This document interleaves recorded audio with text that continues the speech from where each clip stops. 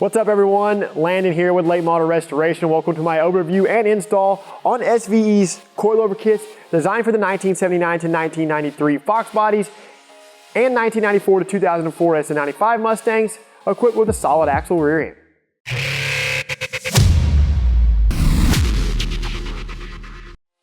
These SVE coilover kits are without question one of the easiest ways to dial in the suspension on your Fox or SN95 Mustangs. Coilover suspension kits are designed to offer variable adjustment at each wheel to achieve the best performance out of your car. SVE's coilover kit is going to cater to the enthusiast looking to lower their Mustang and improve handling in one simple bolt-on kit. These kits are going to feature a pre-constructed front strut assembly with coilover springs, rear shocks with springs, and an adjustment perch which are CNC machined for smooth adjustments. The adjustability of this SVE coilover kit will allow for a 1 to 3 inch drop range. The front spring rate comes in at 220 pounds per inch, while the rear measures out at 250 pounds per inch. Those spring rates are very versatile and will work great for all levels of performance driving. Everything you need to install these coilovers into your car is included in the box, along with 2 spanner wrenches. We even throw in new rear shock hardware, which includes new bushings and washers, because more than likely the ones that are in your car are probably dry rotted and deteriorated. Depending on the year range of your Mustang, you'll need to select the correct kit for either 1979 to 1993 Fox bodies or 1994 to 2004 SN95 Mustangs. This is because of the caster camber plate and rear shock hardware offerings between the 2 kits. Since I'll be starting in the rear, go ahead and pop the trunk and gain access to the shock hardware. This is done by either removing the access covers like on this hatchback or the trunk carpeting if you own a coupe or convertible. Once that is out of your way, support the car via a lift or jack stands and remove the wheels. Support the rear end and then remove the upper shock retaining hardware. Remove the sway bar from the car by removing the 4 retaining bolts. Gradually lower the rear end and then remove the lower shock retaining hardware. Discard the old shock. Carefully pull down on the rear end and remove the springs one at a time. Use caution since springs can still be under tension. Grab one of the provided rear shocks and make sure the pre-installed spacer is on the shaft. Use the provided washer and bushing and position them onto the shock. Once that is ready to roll, go ahead and position the new shock into place. Reinstall the lower hardware and torque to 57 to 75 foot-pounds. Position the lower tapered spring mount onto the lower control arm. Make sure the thicker side is toward the rear of the car and the thinner side is facing toward the front. Also ensure that the lower mount is centered on the lower control arm and then lightly tap it into place. Before installing the upper spring mount, remove the old upper isolator if it stayed in place when you remove the springs. Separate the cross plate and upper spring mount using a 6-inch 3/8 drive extension and a 13mm shallow socket. Position the cross plate through the frame rail and into the perch. With the bolt through the mount and the 13mm socket with the extension on the head, begin threading the bolt into the cross plate. Once you start a few threads, ensure that the upper mount is flush all the way around the lip of the spring perch. Pull down on the mount to keep tension on the cross plate so you can tighten it down. Carefully tighten down the bolt. Thread the adjusting collar and locking collar all the way to the top of the mount. Go ahead and repeat these steps for the other side. Before installing the rear spring and upper isolator, jack up on the rear end until the top of the shock starts to make its way through the trunk floor. Now position the rear springs into place and make sure to install the thin upper isolator. These springs can go either way and you don't have to worry about centering the pigtail on the lower control arm. Continue jacking up on the rear end until it bottoms out the lower bushings. Slide the other rubber bushing over the shock shaft, followed by the upper washer. Hand tighten the provided upper shock nut and then torque to 30 foot-pounds. Do not use the nut that was provided with the new rear shock hardware. Do the same for the other side. Take this time to reinstall any trunk component that was removed for installation. Reinstall your rear sway bar. That completes the rear section. Moving to the front of the vehicle, remove both driver and passenger side sway bar in link retaining nuts. Support the driver side control arm with a jack.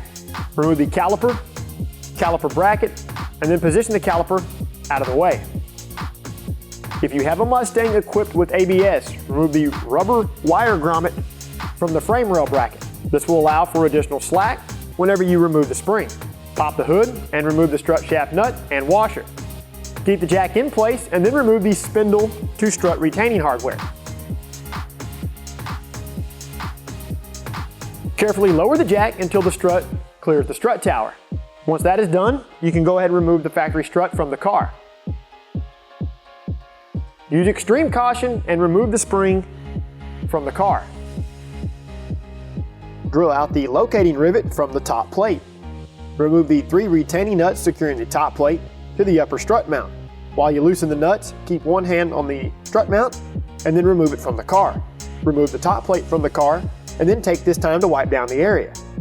Take the pre-constructed SVE coilover strut and remove the upper nut, followed by the upper strut bushings and mount. You're going to want to leave the large washer in place. Take the provided upper strut mount that is intended for the caster camber plates. This will be the mount that has the flat surface and not a provision for the strut mount bushing. Slide it over the strut shaft, followed by the included spacer. Take the provided caster camber plate assembly marked with an L for driver's side and separate the upper plate from the lower plate.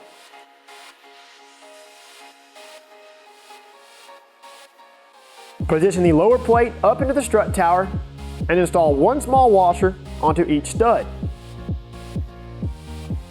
Then slide the provided spacers over each stud, followed by the upper plate. Make sure each stud has another small washer and then loosely tighten the locking nuts. Now tighten the upper plate retaining nuts and the caster plate retaining nuts just enough to where you can still move each plate. Position the strut shaft into the spherical bearing. Push up and loosely thread the strut shaft retaining nut. Use the provided shims if they're needed on either side of the strut and between the spindle. The large diagonal cut on the shim will be installed so that it is on the bottom and facing the outside of the car. Reinstall the previously removed retaining hardware in the same orientation. Fully tighten the strut to spindle retaining nuts and then torque to 148 foot-pounds. Center the 2 caster nuts and then torque to 32 foot-pounds. Center the 3 camber nuts and torque to 65 foot-pounds. Then you can go ahead and torque the strut shaft retaining nut to 74 foot-pounds. Remove the jack from the control arm. Reinstall the brake rotor, caliper bracket, and caliper. Also reinstall any ABS related component if your Mustang came equipped with it. Thread the locking collar and adjustment collar to the bottom of the strut. Go ahead and repeat these steps for the passenger side. Lastly, reinstall the sway bar over the end links and then torque the retaining nuts to 14 foot-pounds. To make the appropriate adjustments to your coilovers, use the provided spanner wrenches to turn the adjustment collars. On the front, you'll want to thread the collar up from the bottom to raise the car, and on the back, you'll want to thread the collar down from the top to raise the car. We started with the front collars bottomed out and the rear collars all the way at the top. Depending on how low you want to go with your setup, the amount of rotations you're going to turn will vary. For our liking, we did 50 full turns from the bottom on the front and 30 full turns from the top on the back. Whenever you do fine tune your ride height, you'll want to thread the locking collar against the adjustment collar and then tighten the 2 collars with the provided spanner wrenches. Once you finish, get the wheels back on the car, double check your work, and go ahead and take the car around the block. If everything checks out okay, get your car down to your local alignment shop as quick as possible to get the car properly aligned. One other thing I would recommend before I let you guys go. For the 1979 to 1993 and 1994 to 2004 Mustangs is an SVE bump steer kit. A bump steer kit will further help with alignment and will properly correct the suspension geometry on lowered Mustangs. Quickly recapping here, guys, these SVE coilover kits are the perfect addition to any Fox or SN95 Mustang enthusiast looking for better ride quality and handling, all without spending an arm and a leg. I would recommend above average mechanical ability if you plan on installing these coilovers yourself.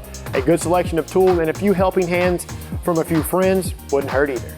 To see more great products from industry leader SVE, go ahead and subscribe to our YouTube channel if you haven't already done so. Of course, be sure and pick up a set of these SVE coilovers for your 1979 to 1993 Fox Mustang or 1994 to 2004 solid axle equipped SN95 from the Real Mustang Enthusiasts, LMR.com.